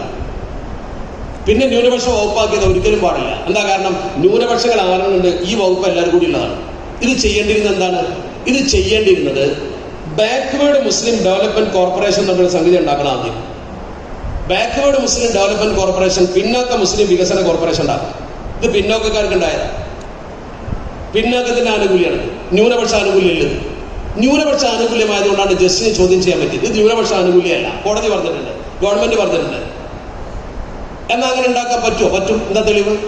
1980 മുതൽ കേരളത്തിലൊരു ബോർഡുണ്ട്. ആ ബോർഡിന്റെ പേര് പരിവർത്തിത ക്രൈസ്തവ ശുപാർശിത വികസന കോർപ്പറേഷൻ ആണ്. ക്രിസ്ത്യൻ കൺവെർട്ടഡ് ഡെവലപ്മെന്റ് കോർപ്പറേഷൻ ആണ്. ഏതെങ്കിലും ഒരു ഹരിജൻ ക്രിസ്ത്യാനിയിലേക്ക് വന്നാൽ അവന് സഹായം കൊടുക്കുന്ന കോർപ്പറേഷൻ ഗവൺമെന്റിന്റെ ഫണ്ടാണ്, ഗവൺമെന്റ് ഉണ്ടാക്കിയതാണ്. അതിന്റെ പച്ച മലയാളത്തിലെ പേര് പരിവർത്തിത ക്രൈസ്തവ ശുപാർശിത വികസന കോർപ്പറേഷൻ എന്ന മാതിരി പിന്നാക്ക മുസ്ലിം വികസന കോർപ്പറേഷൻ ഉണ്ടാക്കണം. എന്നൊരു കുഴപ്പം പറ്റൂലായിരുന്നു. ഇത് കൊണ്ടുപോയിട്ട് തിരികെ കൊടുത്തത് ന്യൂനപക്ഷത്തിലാണ്. അപ്പൊ എല്ലാ ന്യൂനപക്ഷങ്ങൾക്കും ഇത് അവകാശവാദം ഉന്നയിക്കാനായി. ഇപ്പൊ പോയി ന്യായം പറഞ്ഞിട്ട് എന്താ കാര്യം? ഒരു കാര്യമല്ല. ഇത് അറിയാത്തവരല്ല ഉദ്യോഗസ്ഥന്മാര്, നമ്മളെ ഉറക്കി കിടത്തുകയാണ്. നമ്മളാണെങ്കിൽ സഹിഷ്ണുതയോട് കൂടി അങ്ങനെ ആയാലും നടന്നു കിട്ടിയാൽ മതിയല്ലോ, നമുക്കൊരു സഹിഷ്ണുതാ മനോഭാവം ഉണ്ടാവും. ഇതാണ് ഇപ്പോൾ സംഭവിച്ചത്. ഞാൻ പറഞ്ഞു വരുന്ന ആ ഉദാഹരണം നിങ്ങളുടെ മുമ്പിൽ ഉണ്ടെങ്കിൽ PSCക്ക് ഇത് കൊടുത്താൽ നാളെ വരാൻ പോകുന്ന ഇതാണെന്ന് വായിച്ചെടുക്കാൻ വലിയ ബുദ്ധിയൊന്നും വേണ്ട. അതിന് ആരെന്ത് ന്യായീകരിച്ചാലും ശരി അവർക്കത് നിർത്താൻ കഴിയില്ല, ഉറപ്പാണ് കാര്യം. വഖഫ് സ്വത്ത് കൈകാര്യം ചെയ്യേണ്ട സ്ഥാനത്ത് PSC നിയമിക്കുന്ന ആൾക്കാർ വരും, അത് ഉറപ്പാണ്. പിന്നെ കാര്യക്ഷമതയെ കുറിച്ചാണ് പറയുന്നത്. PSC നിയമിച്ചെടുത്ത് മാത്രമേ കാര്യക്ഷമത ഉണ്ടാവും. PSC നിയമിച്ചെടുത്ത് മാത്രമേ കാര്യക്ഷമത ഉണ്ടാവും. നിങ്ങൾ ആലോചിച്ച് നോക്കും, PSC നിയമിക്കാത്ത സ്ഥലത്തും കാര്യക്ഷമത ഉണ്ടായിട്ടില്ല. ഇപ്പൊ ഈ കഴിഞ്ഞ +2 പരീക്ഷ ഏറ്റവും കൂടുതൽ വിജയിച്ചത്, ഏറ്റവും നല്ല മാർക്ക് കിട്ടിയത് പത്രം എഴുതി പ്രൈവറ്റ് സ്കൂളുകൾക്ക്. അവിടെ ഒറ്റ PSCക്കാരില്ല. സ്കൂളുകളുടെ നിലവാരം നോക്കൂ. നിങ്ങളുടെ അടുത്തൊക്കെ സ്കൂളുകൾ ഉണ്ടാവുമല്ലോ. എല്ലാവരും പത്രത്തിൽ ഞാൻ വായിച്ചു. ഇവിടെ കടകശ്ശേരി സ്കൂളുണ്ട്, ഞാൻ അതിനെ കുറിച്ച് കേട്ടിട്ടുണ്ട്, ഞാൻ ഒരുപാട് വന്നിട്ടുണ്ട്. നല്ല നിലവാരമുള്ള സ്കൂളാണ്. ഒറ്റ PSCക്കാരുണ്ടാവില്ല അവിടെ. ഏബിൾ ഹാൻഡ്സ് ഉണ്ടാവും അവിടെ. അധ്യാപകര്, വിവരമുള്ള മനുഷ്യന്മാര് കാര്യം കൈകാര്യം ചെയ്താൽ റെഡിയാവും.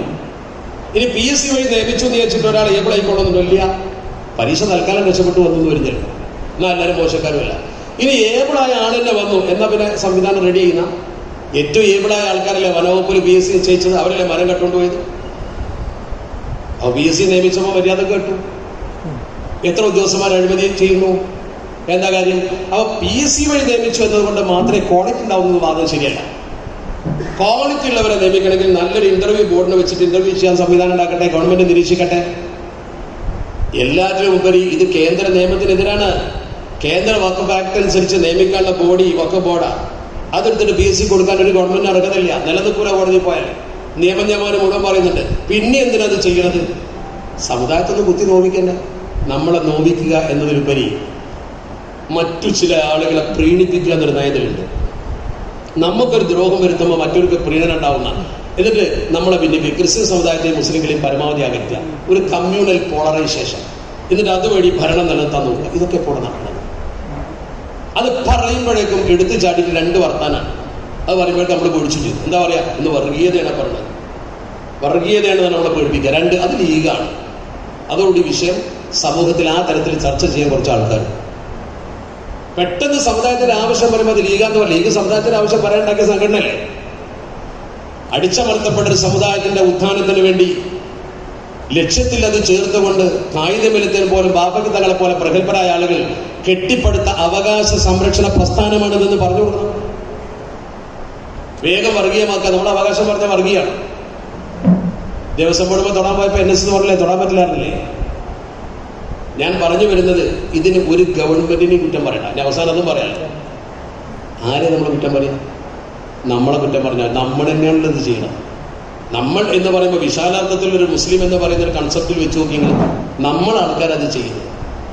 ഞാൻ കൂടുതൽ വിശദീകരിക്കാതെ നിങ്ങൾക്ക് നല്ല ബോധ്യം ഉണ്ടാവുമല്ലോ. നിങ്ങൾ തവനൂർക്കാരാണ്. നമ്മളാണിത് ചെയ്യുന്നത്. തർക്കം നമ്മൾ തമ്മിലാണ്. വേറൊരാളല്ല ഇത് ചെയ്യുന്നത്.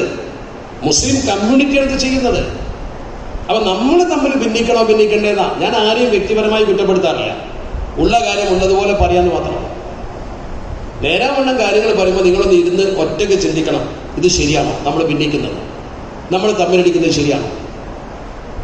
അള്ളാഹുവിന്റെ പരിശുദ്ധ പ്രവാചകൻ അഷ്റഫുൽ ഖൽഖ് മുഹമ്മദ് മുസ്തഫ സ്വല്ലല്ലാഹു അലൈഹി വസല്ലമ തങ്ങൾ പറഞ്ഞിട്ടുണ്ട്, മുസ്ലിങ്ങൾ ഭിന്നിച്ചാൽ അവർ തകരും.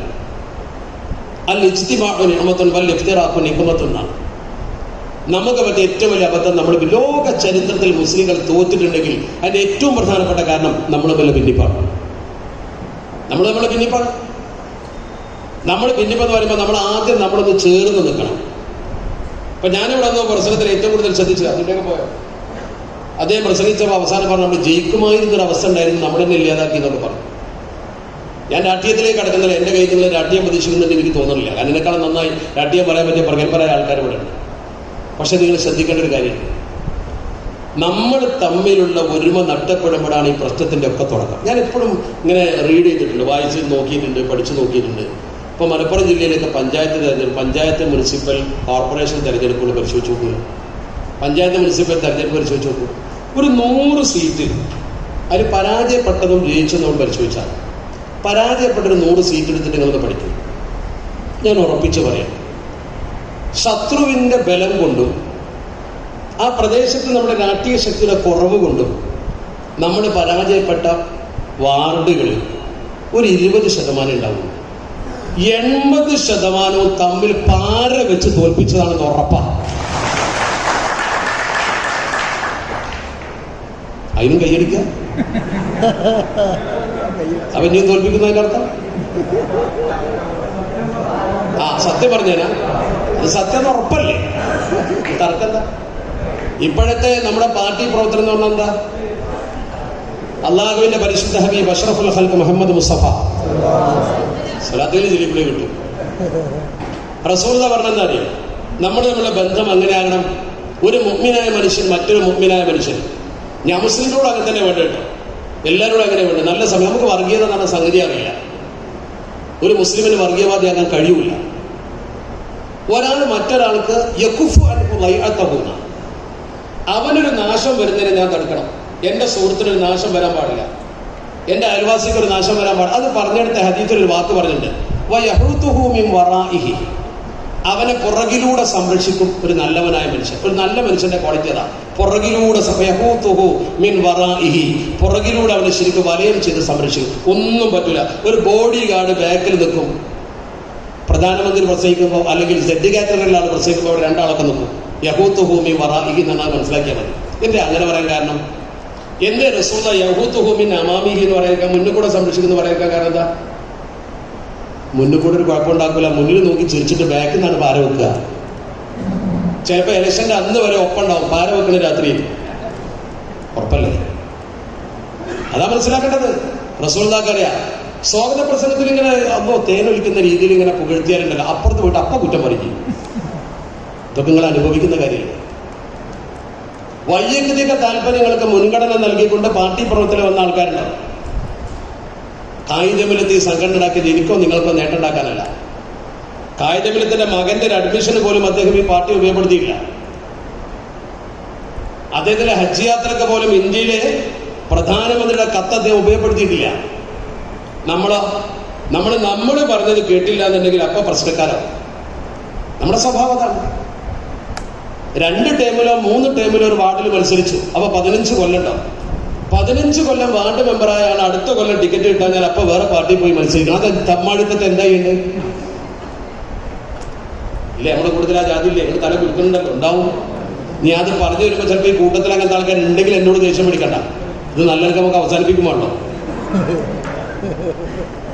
ഇതാണ് നമ്മുടെ പാർട്ടി പ്രവർത്തനം. മാത്രമല്ല നൈമിഷിക ആനുകൂല്യങ്ങൾക്ക് വേണ്ടി അണികൾ ചിതറാണ്. ഇരിട്ടിയിൽ ഒരു സമ്മേളനം ഉണ്ടായിരുന്നു, ഇതുപോലെ ഒരു ക്യാമ്പ്. സമ്മേളനം ക്യാമ്പ് പൊതുസമ്മേളനത്തിന് ഞാൻ പോകാറില്ല, അതിന് വേറെ ആൾക്കാരുണ്ടല്ലോ. ഞാനിത് പറയുന്നത് എന്താണെന്ന് വെച്ചാൽ, നമ്മൾ ഈ സംഘടന വേണമെന്ന് ഒരു മനസ്സുണ്ട്. ഇത് നിലനിന്നാൽ ഇജ്ജത്തുണ്ടാവുന്ന ഒരു തോന്നലുണ്ട്, അത് ഉണ്ടായിട്ടുണ്ട്. അതിനിപ്പോൾ ആരെന്ത് പറഞ്ഞാൽ ഞാനത് അങ്ങനെ മാറിയുള്ളൂ. ഇപ്പൊ എന്നോട് പലരും ചോദിക്കാൻ എന്തിനാ ലീഗിന്റെ ക്ലാസ് എടുക്കാൻ വേറെ പണിയില്ലേ? പക്ഷേ ഉടലുമ തല നിൽക്കണമെങ്കിൽ കുറച്ചൊരു പ്രയാസം ഉണ്ടാവുമല്ലോ. ആ ഒരു ദൗത്യം ഈ പാർട്ടി നിർവഹിച്ചിട്ടുണ്ട് എന്ന ബോധ്യം എനിക്കുള്ളതുകൊണ്ടാണ്. അതിനിപ്പോ ആരെതിർത്ത് പറഞ്ഞാലും ശരി, എന്റെ മനസ്സിൽ ബോധ്യപ്പെടാൻ മത്സരിക്കാൻ വേണ്ടിയിട്ടൊന്നല്ല. ഒരു മത്സരത്തിനോ അല്ലെങ്കിൽ ഒരു വാർഡ് മെമ്പറാകാനോ ഒരിക്കലും ആ കവാടത്തിൽ പ്രവേശിക്കാൻ ആഗ്രഹിക്കാത്ത ആളാണ് ഞാൻ. എങ്കിലും ഇത് പറഞ്ഞുകൊണ്ടേ എനിക്ക് ആരെതിർത്താലും ശരി തർക്കമൊന്നുമില്ല. എന്തൊരു സത്യം നമുക്ക് ബോധ്യപ്പെട്ടുകൊണ്ടാണ്. ഇരിട്ടിയിലൊരു പ്രോഗ്രാമിന് ഇതുപോലെ പോയി. അവിടുത്തെ തെരഞ്ഞെടുപ്പിന്റെ ശേഷമുള്ള ഒരു പരാജയം വിലയിരുത്താനും മറ്റു കാര്യങ്ങൾക്കൊക്കെയാണ്. സെക്രട്ടറി പ്രസംഗിക്കുകയാണ്. ഇദ്ദേഹത്തിന്റെ പ്രസംഗം ഞാൻ ശരിക്കും ഇരുന്ന് കേട്ടു, നിങ്ങൾ മനസ്സിലാക്കാം. പ്രവാസികളായ ആളുകളുടെ പങ്കാളിത്തത്തോടു കൂടി 7 ലക്ഷം രൂപക്ക് ഒരു ബൈത്തുറഹ്മാൻ ഉണ്ടായി കൊടുത്തു. 7 ലക്ഷം രൂപക്ക് ബൈത്തുറഹ്മാൻ ഉണ്ടായി കൊടുത്തു. ആ 7 ലക്ഷം രൂപയുടെ ബൈത്തുറഹ്മാനിൽ താമസിക്കുന്ന ഒരു കുടുംബം 1 കൊല്ലമായിട്ട് താമസിക്കുക. അങ്ങനെ അവർ സുഖമായി ഇതിൽ കഴിയുന്ന പാവങ്ങളാണ്, വേണ്ടപ്പെട്ടവരാണ്. അപ്പോഴാണ് ഇലക്ഷൻ വരുന്നത് തദ്ദേശ സ്വയംഭരണ സ്ഥാപനത്തിലേക്ക്. ആ ഇലക്ഷൻ വരുന്ന സമയത്ത് ഇവര് വോട്ട് ചോദിക്കാൻ വേണ്ടി അവിടെ കയറി ചെല്ലുകയാണ്. അവസാന സമയത്ത് വോട്ട് ചോദിക്കാൻ വേണ്ടി കയറി ചെന്നപ്പോൾ അതുവരെയുള്ള പ്രചരണങ്ങൾ നടത്തി വീട് കയറുന്ന പ്രചരണം വന്നപ്പോൾ ഈ ബൈത്തുർ റഹ്മ അവർക്ക് കൊടുക്കുകയും അതിനുവേണ്ടി പ്രവർത്തിക്കുകയും പണം പിരിക്കുകയും ഒക്കെ ചെയ്ത ആൾക്കാരാണ് ചെല്ലുന്നത്. വീട്ടുകാർ ഓപ്പണായിട്ട് പറയുന്ന അറിയാം, ഒരു 2 ദിവസം മുമ്പ് ആ വീടിന്റെ കിണറ്റിൽ ഒരു പൂച്ച ചാടിയിരുന്നു. നിങ്ങൾ മനസ്സിലാക്കണം, ഞാൻ ഇരുന്ന് കേട്ടതാണ്. വീട്ടിൽ പോയി ചോദിച്ചാൽ ഇതുപോലെ പറയും, തമാശയ്ക്ക് വേണ്ടി അവതരിപ്പിക്കുന്നൊന്നുമല്ല, ഇത് സീരിയസ് ആയ ടൈമാണ്. ഈ പൂച്ച ചാടിയപ്പോൾ ആ പൂച്ചയെ എടുത്തു കൊടുക്കാൻ വേണ്ടി വന്നത് അവിടെയുള്ള കുറച്ച് തീവ്ര സ്വഭാവമുള്ള നമ്മുടെ മുസ്ലിം കുട്ടികൾക്ക് തീവ്ര സ്വഭാവം 2 സംഘടന ഉണ്ടല്ലോ. തീവ്രവാദം അവരെ കയ്യിലോ ഭീകരവാദമൊന്നും ഇല്ലാത്ത വെറുതെ പറയാം, പക്ഷെ ആ ഒരു സ്വഭാവം അവർക്ക്. അങ്ങനെ അവരിൽപ്പെട്ട കുറച്ച് ആൾക്കാർ വന്നിട്ടാണ് ഈ പൂച്ചയെ എടുത്തിട്ട് കിണർ ശുദ്ധീകരിച്ചു. ഈ ബൈത്തുർ റഹ്മ കൊടുത്ത ഈ കമ്മിറ്റിക്കാർ വോട്ടും ചോദിച്ചു ചെന്നപ്പോൾ ഈ വീട്ടുകാർ ചോദിക്കുകയാണ്, ഈ വീട്ടിലെ കിണറ്റിൽ പൂച്ച ചാടിയപ്പോൾ നിങ്ങൾ എവിടെയായിരുന്നു?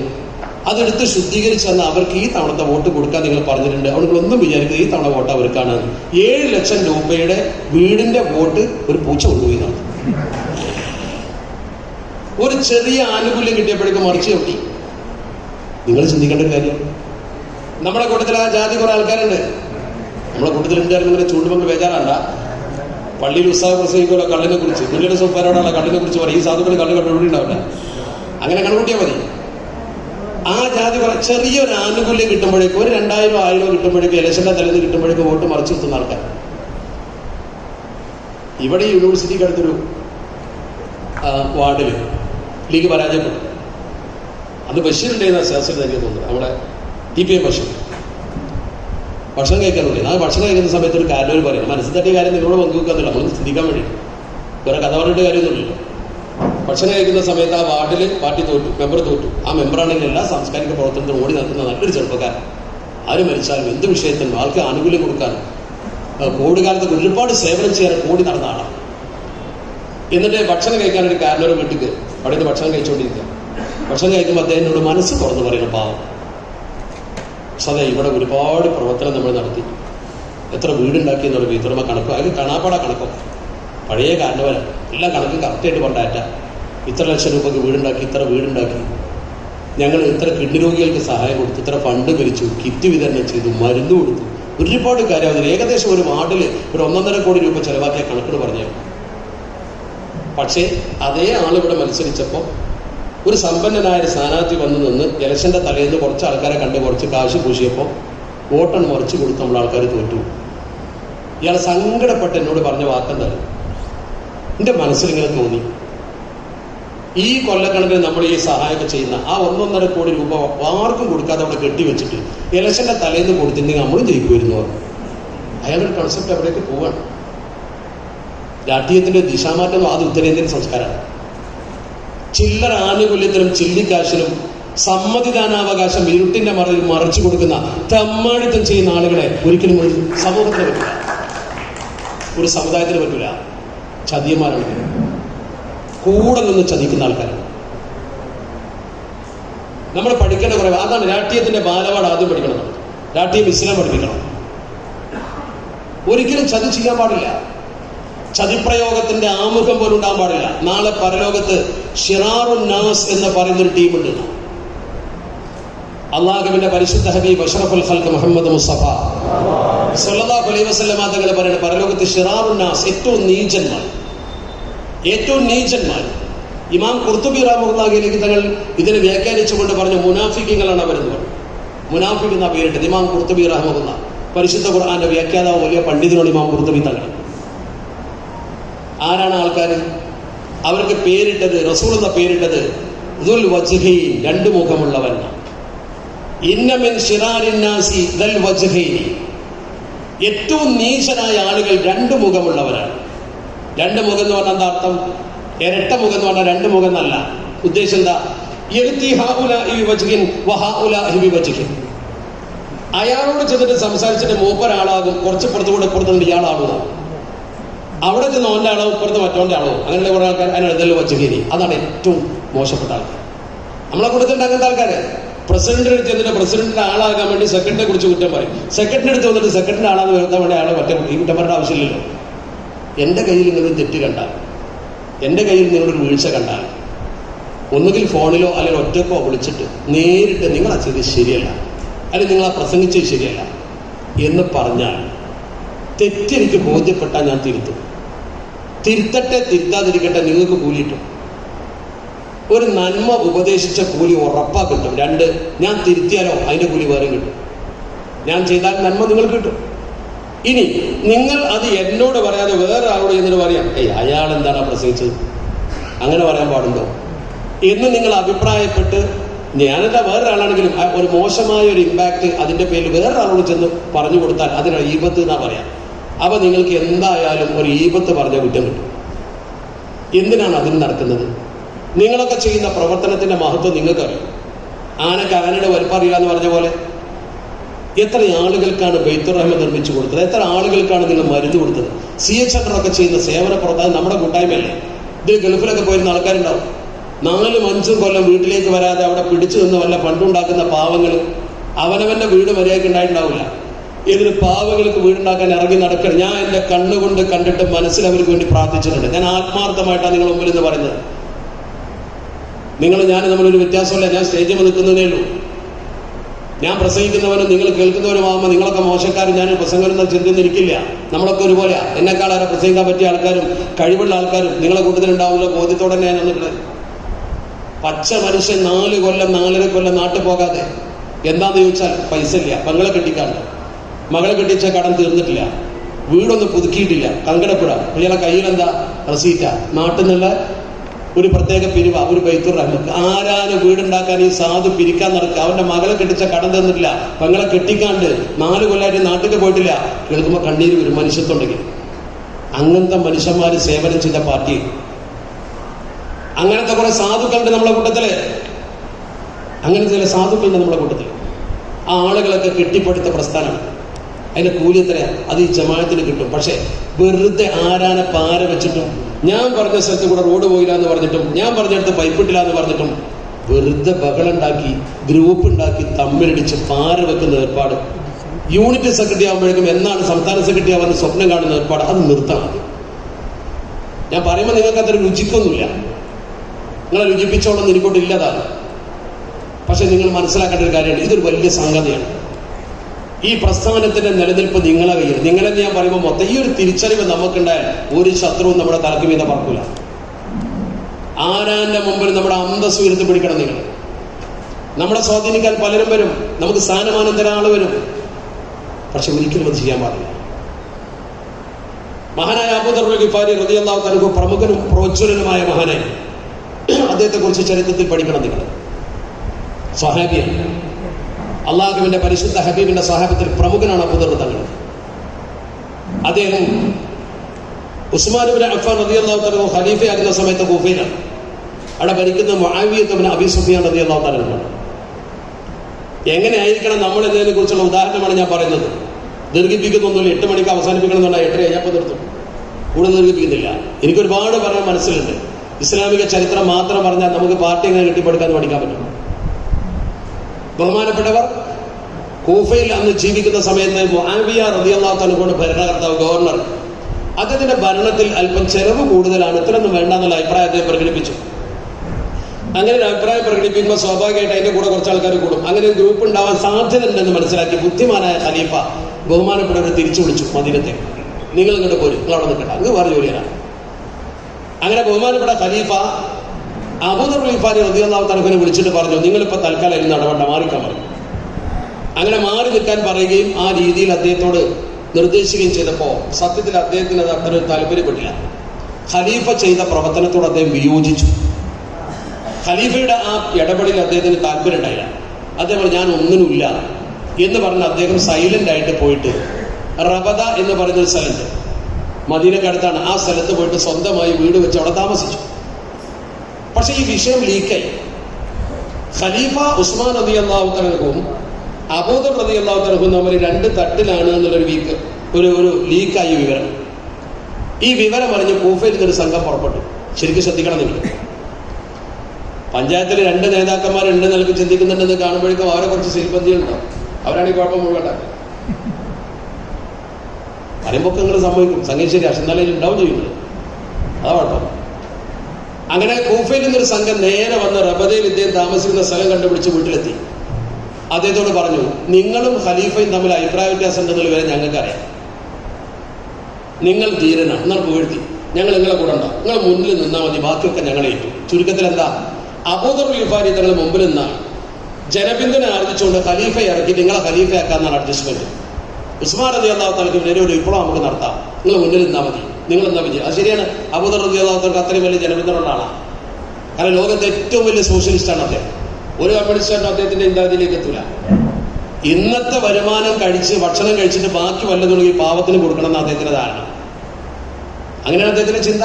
അത്രയും നല്ല സോഷ്യലിസ്റ്റാണ്. ലോകത്ത് അത്ര വലിയ സോഷ്യലിസ്റ്റിനെ ചരിത്രത്തിൽ ഞാൻ വായിച്ചിട്ടില്ല. വലിയ മഹാനാണ്. ഇവിടെ നമ്മളൊരു കാര്യം മനസ്സിലാക്കണം, ഒന്ന് ഉസ്മാൻ റളിയല്ലാഹു തആലയാണ്, ഒന്ന് അബൂ ദർ തങ്ങളാണ്. ഇവർ തമ്മിൽ എന്താ അഭിപ്രായ വ്യത്യാസം ഉണ്ടെങ്കിലും നമ്മുടെ അഭിപ്രായം എന്ന് പറയണ്ട, ചരിത്രം കേട്ടാൽ മാത്രം മതി. ആരും ശരിയാണ് തെറ്റ് നമ്മൾ വിധിക്കാൻ പാടില്ല, രണ്ടും ശരിയാണ്. ചുരുക്കത്തിൽ ഇവർ വന്നിട്ട് ഇദ്ദേഹത്തെ പുകഴ്ത്തിയിട്ട് പറഞ്ഞു, നിങ്ങൾ മുമ്പിൽ നിന്നാൽ ഉസ്മാൻ റളിയല്ലാഹു തആലയുടെ ഭരണത്തിന് അന്ത്യം കുറിച്ച് നിങ്ങളെ നേതാവാക്കാം, നമുക്കിവിടെ ഒരു വിപ്ലവം സൃഷ്ടിക്കാതെ. എല്ലാം കേട്ടു അദ്ദേഹം. ഞാൻ ചോദിക്കട്ടെ, നമ്മളോടാണ് ഇപ്പോൾ വന്ന് പറയുന്നെങ്കിൽ ഖലീഫന്റെ കുപ്പായ അപ്പോഴില്ലേ? ഉറപ്പല്ലേ? ഈ പഞ്ചായത്ത് പ്രസിഡന്റിനെ ഇറക്കിയിട്ട് നമുക്ക് നിങ്ങളെ കയറ്റാൻ അപ്പോൾ സത്യപ്രതിജ്ഞകളെ കുപ്പായം തുന്നോലോ? ഉറപ്പാ, സമ്മതിക്കണ്ടല്ലോ എല്ലാവരും. ഉസ്മാൻ ഇബ്നു അഫ്ഫാൻ റളിയല്ലാഹു തആലയും അബൂ ദർ റളിയല്ലാഹു തആലയും രണ്ടാളും ഈ വിഷയത്തിൽ 2 തട്ടിലാന്ന് എല്ലാവർക്കും അറിയാം. അബൂ ദർ റളിയല്ലാഹു തആല ഇതൊക്കെ കേട്ടിട്ട് ഇവരോടൊരു മറുപടിയാണ്. അദ്ദേഹം പറഞ്ഞ മറുപടി എന്താ അറിയാം? ഞാനും ഖലീഫയും തമ്മിൽ അഭിപ്രായ വ്യത്യാസമുണ്ട് എന്ന് നിങ്ങൾ കേട്ടത് ശരിയാണ്. അത് ഇസ്ലാമികമായി ഞങ്ങൾ തമ്മിൽ അഭിപ്രായ വ്യത്യാസം, കുടുംബത്തിലെ അഭിപ്രായ വ്യത്യാസം. ഉസ്മാൻ റളിയല്ലാഹു തആല മുസ്ലിം സമുദായത്തിന്റെ തെരഞ്ഞെടുക്കപ്പെട്ട ഖലീഫയാണ്. ഞാൻ ആ സമുദായ അംഗമായതുകൊണ്ട് എന്റെയും ഖലീഫയാണ്. എന്നിട്ട് അവരോടൊരു വർത്തമാനം പറഞ്ഞ 5 വട്ടം പറഞ്ഞു ഒരേ കാര്യം. എന്താണ് പറഞ്ഞ കാര്യം? വല്ലാഹി, പടച്ചവനാണ് സത്യം, ലൗ അന്ന ഉസ്മാന സ്വലബനി അലാ ഖശബത്തിൻ, എന്റെ നേതാവാകുന്ന ഖലീഫ ഉസ്മാൻ റളിയല്ലാഹു തആല എന്നെ കൊണ്ടുപോയിട്ട് അബൂദറിനെ കൊണ്ടുപോയിട്ട് ഒരു കുരിശിന്മേൽ തറക്കണം, ആണിയടിച്ച് എന്ന് ഉത്തരവിട്ടാൽ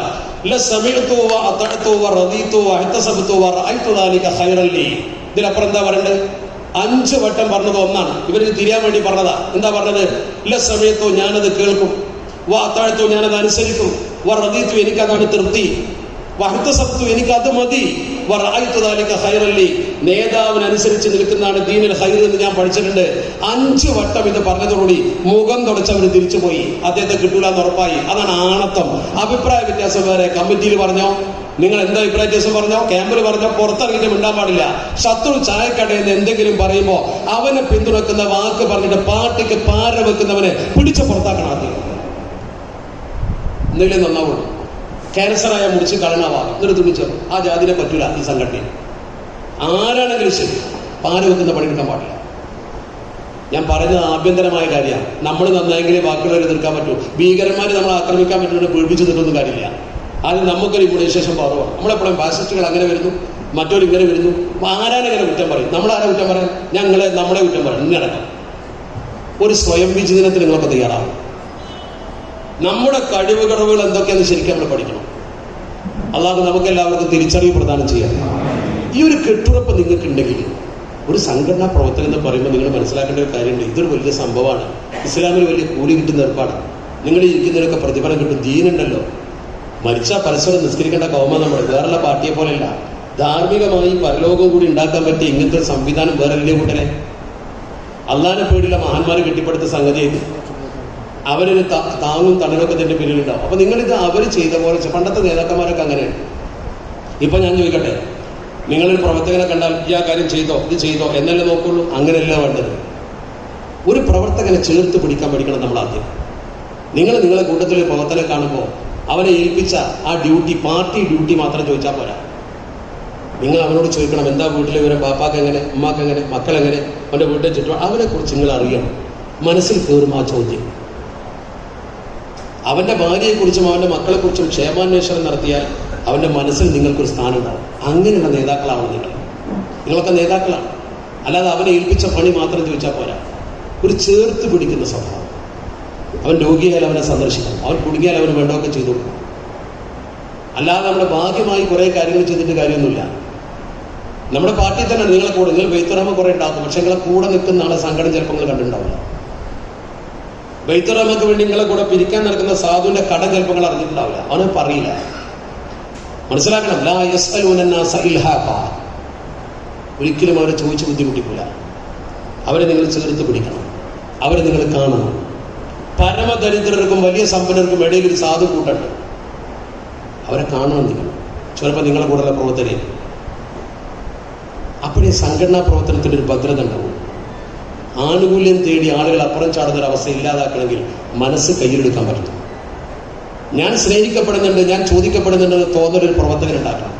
അതാണ് പ്രവർത്തന നൈരന്തര്യം. വെറും പാർട്ടി വരച്ച ആ കടലാസിലൂടെ മാത്രം പോയാൽ പോരാ. നമ്മുടെ നേതാക്കൾ പൂർവ്വകാലത്ത് കാണിച്ച മനോഹരമായ കാര്യങ്ങൾ അതാണ്. അങ്ങനെ വരുമ്പോൾ നമ്മളെ തകർത്തകാൻ ഒരു ശക്തിക്കും കഴിയില്ല. ലോകത്ത് മുസ്ലിം ഉമ്മത്ത് ജയിച്ചത് 5 പ്രധാനപ്പെട്ട കാരണങ്ങൾ കൊണ്ടാണ്. ആ 5 നിങ്ങളിലില്ലെങ്കിൽ തോൽക്കും ഉറപ്പാണ്. 1 ലുസൂമുൽ ജമാഅത്ത്, സംഘശക്തി മുറുകെ പിടിക്കുക. ലുസൂമുൽ ജമാഅത്ത് എന്ത് വില കൊടുത്ത് ഒന്നിച്ചു നിൽക്കാൻ നിൽക്കണം. ലുസൂമുൽ ജമാഅത്തിന്റെ ബേസ് എന്താ? എനിക്ക് എന്തെങ്കിലും പറ്റിയാലും പ്രശ്നം, എൻ്റെ പാർട്ടിക്ക് പറ്റാൻ പാടില്ല. പക്ഷെ ഇപ്പം നമ്മുടെ കൂട്ടത്തിൽ അങ്ങനെയല്ല. പാർട്ടിക്ക് എന്ത് പറ്റില്ല, എനിക്കൊന്നും വരാൻ പാടില്ല. രണ്ടും രണ്ട് ചിന്തയാണ്. ഈ സംഘടനക്കൊന്നും വരരുതെന്നുള്ള ചിന്ത നിങ്ങൾക്ക് വേണം. 2 ഇത്തിബാഉ സുന്ന. ചെറുപ്പക്കാരോടാണ് പറയുന്നത്. ഇത്തിബാഉ സുന്ന ഇസ്ലാമിന്റെ കൾച്ചർ നിലനിർത്തുക. റസൂലുള്ളാഹി പഠിപ്പിച്ച രീതി അത് നിങ്ങളെ വസ്ത്രത്തിൽ, ഹെയർ സ്റ്റൈലിൽ, പെരുമാറ്റത്തിലൊക്കെ വേണം. ആരാന്റെ എരപ്പത്തരം കടെടുത്തിട്ട് വൃത്തികേട് കാണിച്ച മുസ്ലിമായി നടന്നിട്ട് കാര്യമൊന്നുമില്ല.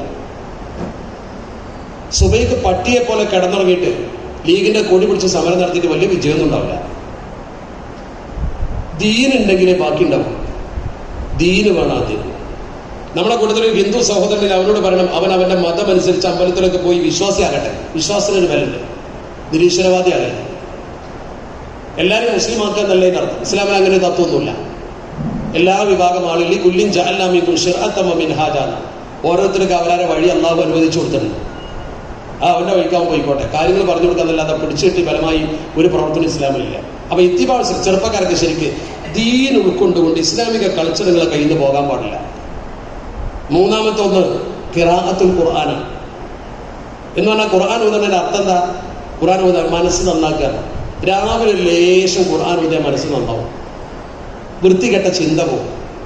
വെറുതെ മൊബൈലിൽ കുത്തി കളിച്ച് സമയം കളഞ്ഞ് കണ്ണും മനസ്സും കേടുവരുന്നതിന് പകരം അതേ മൊബൈലിൽ ആൻഡ്രോയിഡിലാണെങ്കിലും ശരി, ആപ്പ് ഏതാണെങ്കിലും ശരി, ഇനി നിങ്ങൾ ഏത് ഫോണിലാണെങ്കിലും ശരി, ഒരു ഖുർആൻ ആപ്പ് ഡൗൺലോഡ് ചെയ്തിട്ട് രാവിലെ വീട്ടിൽ നിന്ന് ഇറങ്ങുന്നതിന് മുമ്പ് ഒരു പേജെങ്കിലും ഖുർആൻ ഉണ്ട്. വലിയൊരു മാറ്റം നിങ്ങളെ മനസ്സിൽ വരും, വലിയൊരു മാറ്റം വരും. ഒരു ചേർന്ന് നിൽപ്പിൻ്റെ ഒരു തത്വശാസ്ത്രം നിങ്ങളുടെ മനസ്സിലേക്ക് വേഗം കയറും. ഇന്നും രാവിലെ ഖുർആൻ ഒരു പച്ച മലയാളത്തിൽ പറഞ്ഞ രാവിലെ എന്ത് ഖുർആൻ കമ്മ്യൂണിസ്റ്റ് ആവില്ല, ഞാൻ ഉറപ്പാണ് തരാം. ആവാൻ കഴിയൂല. അങ്ങനെ പറയുമ്പോൾ ചിലർക്ക് മനസ്സിലായിക്കൊള്ളുന്നില്ല. അതാണ് വളരെ നാലാമത്തത് ഇമാറത്തുൽ മസ്ജിദ്, പള്ളി പരിപാലനം. പള്ളി പരിപാലനം എന്ന് പറഞ്ഞാൽ പെയിന്റ് അടിക്കലും ശമ്പളം കൊടുക്കലും വരിസംഖ്യ വിൽക്കലും അല്ല. അതല്ല എൻ്റെ അർത്ഥം. അവിടെ വിശദീകരിച്ചിട്ടുണ്ട്. എന്താണ്? ഒരു മഹലിലെ കേന്ദ്രമാണ് പള്ളി, മദീന പള്ളി പോലെ. ആ ചുറ്റുവട്ടത്തുള്ള ആൾക്കാരെ ചേർത്ത് പിടിക്കുക. അവിടെ ആരാ പട്ടിണി കിടക്കുന്നത് നോക്കുക, അവിടെ ആരാ രോഗിയായി കിടക്കുന്നത് നോക്കുക. അവരുടെ ക്ഷേമ പ്രവർത്തനത്തിലും ക്ഷാമ പ്രവർത്തനത്തിലും നിങ്ങൾ ഉണ്ടാവും. നിങ്ങളെ ചുറ്റുവട്ടത്ത് ബുദ്ധിമുട്ടുന്ന ഒരു മനുഷ്യണ്ടോ, അയാളെ സഹായിക്കാൻ നിങ്ങൾ വേണം. അതാണ് പാർട്ടി പ്രവർത്തനം. അത് മുസ്ലിങ്ങളെ ചേർത്ത് വിടും. അത് ഞാൻ മുസ്ലിം ആണെങ്കിലും വേണം. ഒരു ഹിന്ദു സഹോദരൻ ബുദ്ധിമുട്ടി മരുന്ന് വാങ്ങാൻ കഴിയാതെ നരകിച്ചിട്ടോ, സഹായിക്കണം അവനെ. അതിനും കൂലിയുണ്ട്. പട്ടിക്ക് വെള്ളം കൊടുത്ത പെണ്ണ് സ്വർഗത്തിലാന്ന് പഠിപ്പിച്ച മതം നമ്മുടെ മതം. ജാതി ഒന്നും അവിടെ ഇല്ല. അഞ്ചാമത്തേത് ജിഹാദുൻ നഫ്സ്, നമ്മുടെ തിന്മകൾക്കെതിരെ നമ്മൾ പൊരുതുക.